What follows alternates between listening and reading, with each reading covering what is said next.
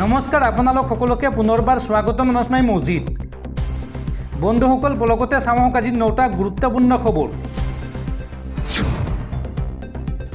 প্ৰথমটো খবৰ, পুনৰ শক্তিশালী ৰূপত নিষিদ্ধ ঘোষিত উগ্ৰপন্থী সংগঠন আলফা স্বাধীনতা দিৱসৰ দিনটোত ৰাজ্যৰ বিভিন্ন স্থানত বোমা সংস্থাপনৰ দাবী উগ্ৰপন্থী সংগঠন আলফাৰ আৰু বোমা সংস্থাপন কৰা স্থানৰ ফটোসহ প্ৰেৰণ কৰিছে ইমেইলত উগ্ৰপন্থী সংগঠন আলফাই।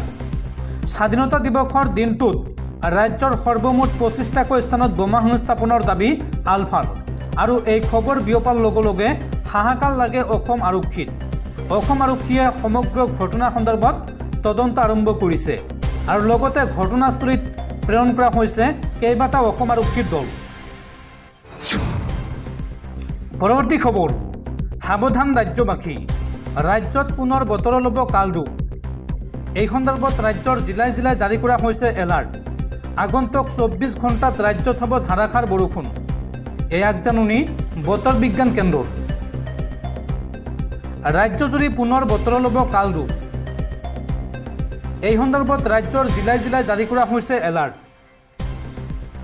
7 পৰা 11 চেণ্টিমিটাৰ পৰ্যন্ত হ'ব বৰষুণ। আগন্তুক 24 ঘণ্টাক লৈ IMDয়ে জাৰি কৰিছে এলাৰ্ট। অসমৰ কোন কোন জিলাত আগন্তুক 24 ঘণ্টাত ধাৰাসাৰ বৰষুণ হ'ব চাওঁ আহক। নলবাৰী, কাৰ্বি আংলং, লখিমপুৰ, মাজুলী, ডিব্ৰুগড়, কাছাৰ জিলাত হ'ব মুখলধাৰ বৰষুণ, এই কথা জনাইছে বতৰ বিজ্ঞান কেন্দ্ৰই। এই জিলাসমূহৰ উপৰিও গুৱাহাটী মহানগৰীৰ লগতে ৰাজ্যৰ আটাইকেইখন জিলাতে কম বেছি পৰিমাণে বৰষুণৰ সম্ভাৱনা আছে।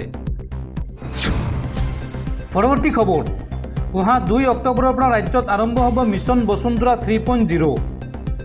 মাটি বাৰীক লৈ মুখ্যমন্ত্ৰী হিমন্ত বিশ্ব শৰ্মাৰ বৃহৎ ঘোষণা। অহা 2 অক্টোবৰত ৰাজ্যত আৰম্ভ হ'ব বসুন্ধৰা 3.0। মুখ্যমন্ত্ৰী হিমন্ত বিশ্ব শৰ্মাই কৰিলে এই বৃহৎ ঘোষণা। পৰিয়ালৰ মাজত থকা মাটি বাৰী সমস্যা দূৰ কৰিব বসুন্ধৰা 3.0-এ। এজমালি পট্টা ভাঙি ব্যক্তিগতভাৱে ভগাই দিয়া হ'ব পট্টা। পট্টন কৰা হ'ব ভূদান আৰু গ্ৰামদানৰ মাটি। চৰকাৰী মাটিত থকা লোকে 1000 টকা প্ৰিমিয়াম দি মাটি নিজৰ কৰি ল'ব পাৰিব।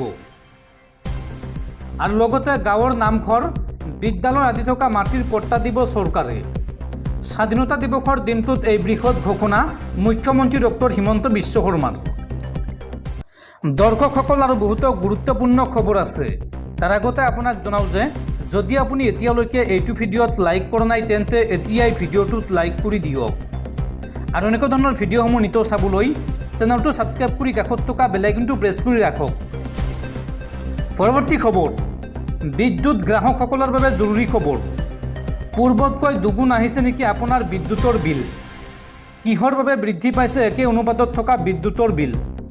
যদিহে আপোনাৰ মিটাৰৰ বিসংগতি অনুভৱ হৈছে তেন্তে আপুনি APDCLক দিব পাৰিব কমপ্লেইন। এই সন্দৰ্ভত মুকলি কৰা হৈছে 2টাকৈ হেল্পলাইন নম্বৰ। পূৰ্বতকৈ আপোনাৰ বিদ্যুতৰ বিল বেছিকৈ আহিছে নেকি? আপোনাৰ বিদ্যুৎ মিটাৰত বিসংগতি ধৰা পৰিছে নেকি?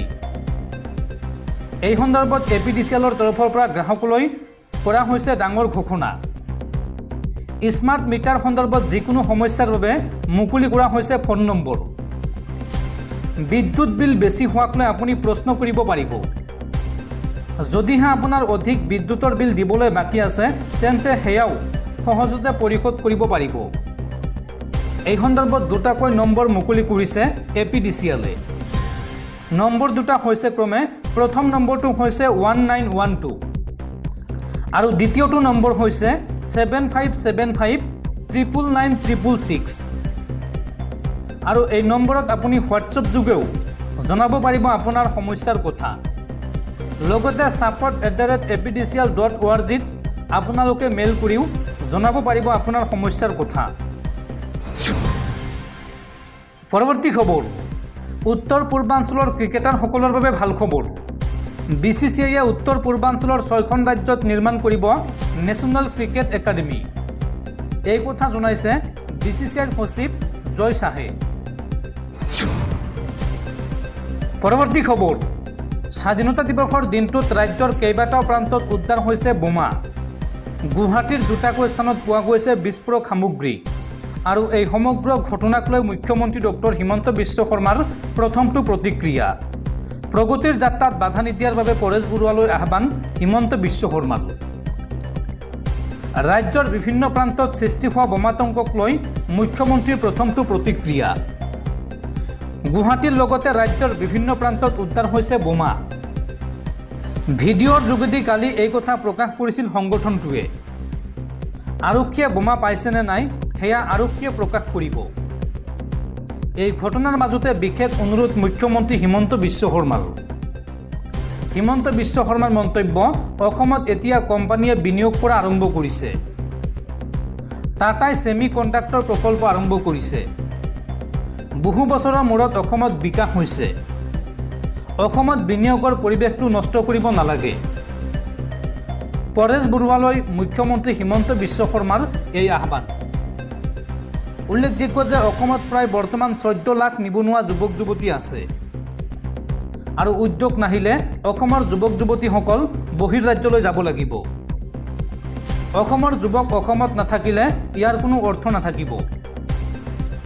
অসমত চেকা লগা কাম যাতে আমি নকৰোঁ। আলাপ আলোচনাৰ মাজেৰে সকলো সমস্যাৰ সমাধান কৰিব লাগে। উল্লেখযোগ্য যে পূৰ্বেও আলফাত আলোচনাৰ কথা কৈছিল মুখ্যমন্ত্ৰীয়ে আৰু আজি পুনৰবাৰ আলোচনাৰ কথা উল্লেখ কৰিলে মুখ্যমন্ত্ৰী ডক্টৰ হিমন্ত বিশ্ব শৰ্মাই। অসমত যাতে বিকাশৰ ধাৰা স্তব্ধ নহয় তাৰ বাবে আলফাৰ মুখ্য সেনাধ্যক্ষ পৰেশ বৰুৱাক আহ্বান মুখ্যমন্ত্ৰী হিমন্ত বিশ্ব শৰ্মাৰ। পৰৱৰ্তী খবৰ, ৰাজ্যবাসীলৈ জৰুৰী খবৰ। ৰাজ্যত আহি আছে নতুন ৰাজু আইন আৰু এতিয়াৰ পৰা হিন্দুৰ মাটি মুছলমানে আৰু জনজাতীয় লোকৰ মাটি অন্য লোকে ক্ৰয় কৰিব নোৱাৰিব। স্বাধীনতা দিৱসৰ দিনটোত পুনৰবাৰ এই বৃহৎ ঘোষণা কৰিছে মুখ্যমন্ত্ৰী হিমন্ত বিশ্ব শৰ্মাই। আহি আছে ৰাজু আইন। স্বাধীনতা দিৱসত মুখ্যমন্ত্ৰীৰ ডাঙৰ ঘোষণা। এতিয়াৰ পৰা হিন্দুৰ মাটি মুছলমানে আৰু জনজাতীয় লোকৰ মাটি অন্য লোকে ক্ৰয় কৰিব নোৱাৰিব। এতিয়াৰ পৰা যধে মধে কোনেও মাটি ক্ৰয় বিক্ৰয় কৰিব নোৱাৰিব।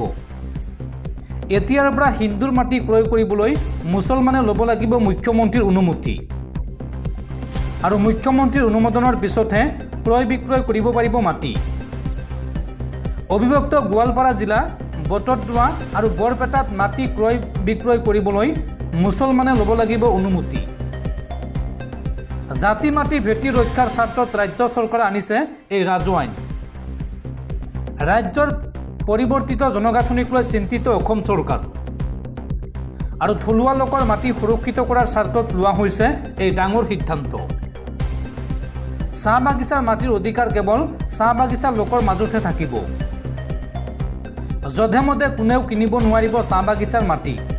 স্বাধীনতা দিৱসৰ দিনটোত এইসমূহ বৃহৎ ঘোষণা কৰিছে মুখ্যমন্ত্ৰী ডক্টৰ হিমন্ত বিশ্ব শৰ্মাই। পৰৱৰ্তী খবৰ, স্বাধীনতা দিৱসৰ দিনটোত ৰাজ্যৰ বিভিন্ন প্ৰান্তত বোমা সংস্থাপনৰ দাবীক লৈ প্ৰথমটো প্ৰতিক্ৰিয়া ডিজিপি জিপি সিঙৰ। আলফাই দাবী কৰা মতে ৰাজ্যৰ 25টা স্থানত বোমা সংস্থাপন কৰিছিল আৰু উদ্ধাৰ হোৱা সামগ্ৰী বোমা বুলি নিশ্চিত কৰা নাই এতিয়ালৈকে অসম আৰক্ষীয়ে। পৰীক্ষাৰ বাবে ফৰেনচিকলৈ প্ৰেৰণ কৰা হৈছে উদ্ধাৰ হোৱা সামগ্ৰী। বোমা সংস্থাপনৰ দাবীক লৈ এই মন্তব্য ডিজিপি জিপি সিঙৰ। ৰাজ্যৰ বিভিন্ন প্ৰান্তত বোমা সংস্থাপনৰ দাবীক লৈ প্ৰথমটো প্ৰতিক্ৰিয়া অসম আৰক্ষীৰ ডিজিপি জিপি সিঙৰ। উদ্ধাৰ হোৱা সামগ্ৰী বোমা বুলি নিশ্চিত কৰা নাই অসম আৰক্ষীয়ে। উদ্ধাৰ হোৱা সন্দেহজনক সামগ্ৰী পৰীক্ষা কৰিছে আৰক্ষীয়ে আৰু পৰীক্ষাৰ বাবে ফৰেনচিকলৈ প্ৰেৰণ কৰা হৈছে উদ্ধাৰ হোৱা সামগ্ৰী। লখিমপুৰ, শিৱসাগৰ, নলবাৰী, নগাঁৱত উদ্ধাৰ হৈছে সন্দেহজনক সামগ্ৰী আৰু এই পৰ্যন্ত গুৱাহাটীৰ 2 স্থানত সন্দেহজনক সামগ্ৰী উদ্ধাৰ হৈছে। ঘটনা সন্দৰ্ভত আৰম্ভ কৰা হৈছে আইনী তদন্ত আৰু তৎপৰ হৈ আছে বম ডিছপ'জেল স্কোৱাড।